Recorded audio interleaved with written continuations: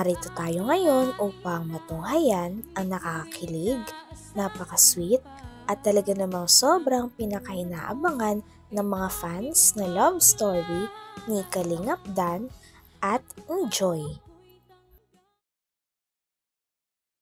Sa pagpapatuloy ng ating istorya ay nagkaroon na naman ng date si Kalingap Dan at si Joy. Sinundo nga ni Kalingap Dan si Joy. At nung nakita ni Joy si Dan, ay nakangiti agad dito.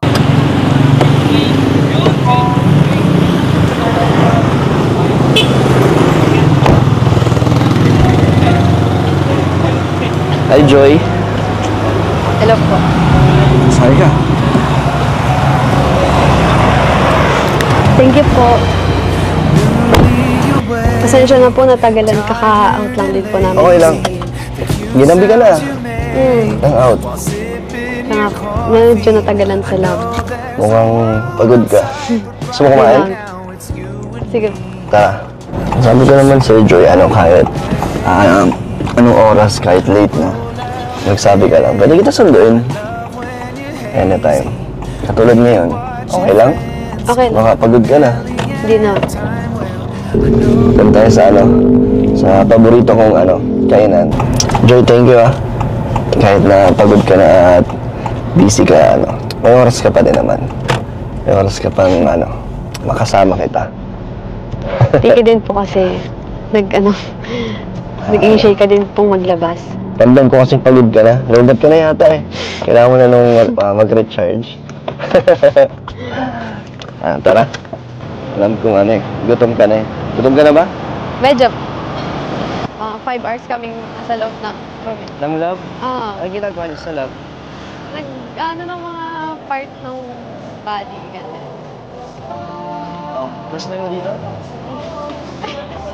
Hindi ka. Nice up. Order tayo. Ayos ako. Pares? Ay, ano po? Pares? Parang tayo. Cocktail.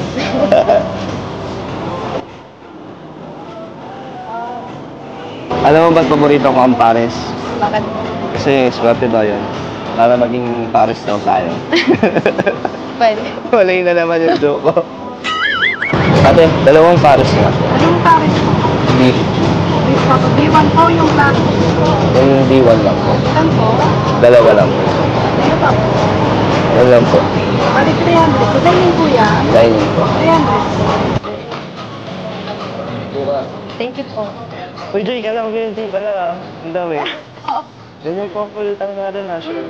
Diba? Sayang. Sayang hindi ko nasuot yan. Hindi mo ako sinabi. Hindi sana couple tayo nasuot. Hindi ka naman sabi. Sakto lang. Oo, sakto. Bagay sa'yo Galing ka po. Ginalangan ni Kalingap Dan si Joy sa isang simpleng kainan. Talagang tuwang-tuwa nga si Kalingap Dan dahil nakasama niya muli si Joy. Medyo naging busy na rin kasi si Joy dahil may pasok na sila. At napakasaya nga ni Joy at ni Dan dahil nagkaroon sila ng ulit ng time na magkasama.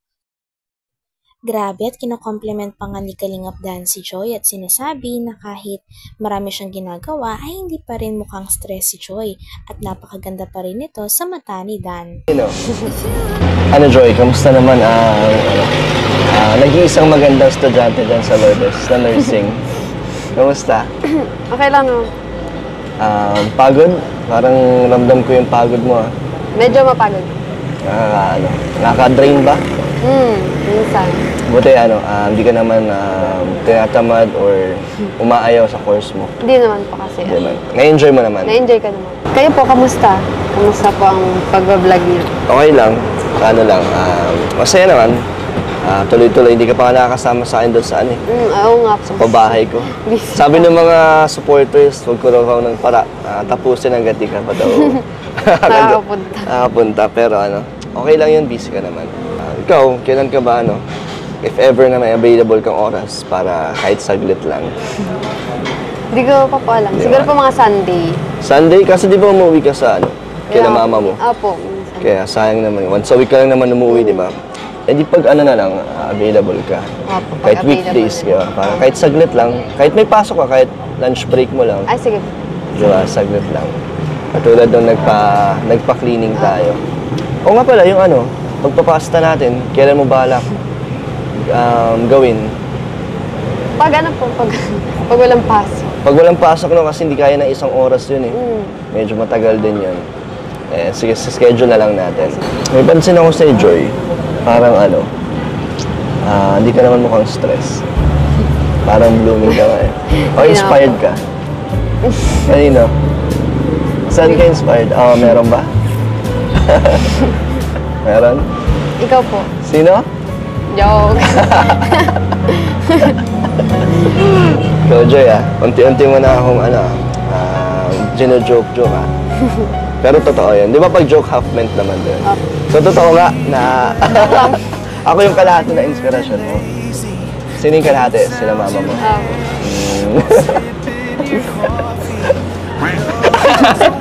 Talagang yung Eugene, pasensya na. Wala si Ryan eh. Wala. Wala yung partner ko lagi. Birthday kasi ng papa niya, kaya umuwi siya. Joy, after natin dito kumain, may surprise pa ako sa'yo. Okay lang? Medyo wala ka namang hinahabol na oras? Wala naman. Wala naman. Ano naman po kaya yung surprise niyo? Dito nga, hindi talaga nawawala ng surprise si Dan para kay Joy. Kaya naman, sabi nga ni Joy, ay kinakabahan na naman siya dahil kung ano na naman ang surprise ni Kalingap Dan sa kanya. Ngunit for sure, ang lahat ng surprise ni Dan sa kanya ay makakapagpasaya sa kanya at lalo makapapakilig. Grabe, ibang level na talaga ang kilig ng dalawa na to. Umuwi siya. Joy, after natin dito kumain, may surprise pa ako sa'yo. Okay lang? Medyo wala ka namang hinahabol na oras? Wala naman. Wala naman. Ano naman po kaya yung surprise niyo? Parang kinakabahan ako sa... Nadala ka na? Hindi, huwag kang kabahan. Matutuwa ka naman sana dito. Sana. Sa surprise ko para sa'yo. Ngayon ko na kaya sa gawin yung surprise ko. Ready ka na? Totoo kasi yan, may gustong sana ako itanong sa'yo. Kung pwede ka sanang, ligawan. Kung anong sagot mo? Kung yun yung tanong ko sa'yo. Pwede? Joke lang. Joke lang. Masyado kang kinakabahan, Joy. Pero, seryoso nga. Kasi nga, medyo nakikilala na natin isa't isa. Kaya, di ba, inabes na ako umamin sa'yo na ikaw yung special someone, ikaw yung crush ko, tapos na-develop na ako sa'yo. Di ba? Wala pa ba? Hindi ka pa ba nakakahalata? Pinaprank mo yata ako eh. Hindi. Sabi ko nga sa'yo, di ba, hindi na namin ikaw papaiyakin or hindi na kita hahayaan na masaktan ulit. Kaya, yun nga, totoo nga. Kaya maniwala. Hindi ka pa makakasagot? Hindi. Okay lang. Next time na lang. Dami na akong marami ka ng katraso sa akin. Pero Joy, kahit na love team lang naman tayo, sana walang iwanan. Hanggang huli, hanggang matapos ka sa pag-aaral mo. Kahit kung ano man mangyari sa pagiging love team natin, sure ako na hindi kita iiwanan.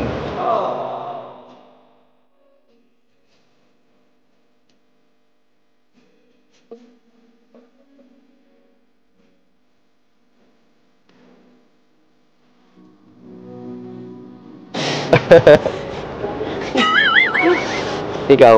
Ako din. Sabihin mo. Sabihin mo din yung sinabi ko. Kahit ano pong mangyari.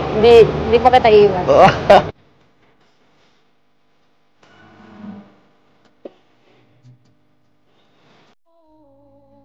Hanggang dito na lamang muna ang ating nakakilig, napaka-sweet, at talaga namang sobrang pinakainahabangan na love story ni Kalingap Dan at ni Joy. Maraming salamat sa inyong panonood. Hanggang sa muli. Bye!